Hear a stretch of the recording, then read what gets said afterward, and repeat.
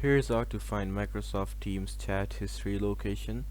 So what you have to do is go to your web browser. When you go to your web browser, you have to search Microsoft 365.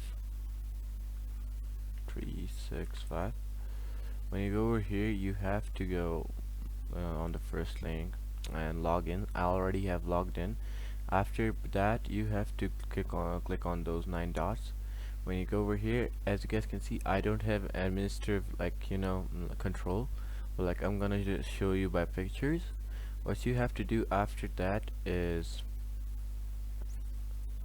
go to admin.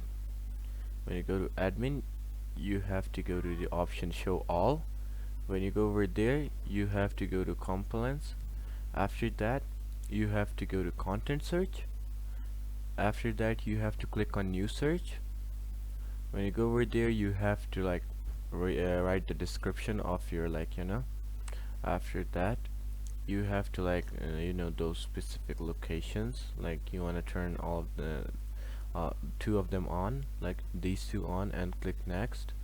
And you have to write these keywords: project Colorado Steven, and show this turn and indirect. After that, you have to add your condition. By adding condition, you have to click on date. After that, you have to click the dates, like between the dates, you can set your own dates.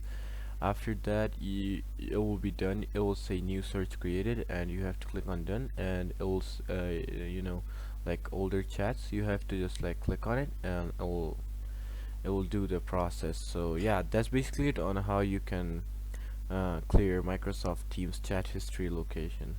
So yeah, I hope I helped you guys out. Peace.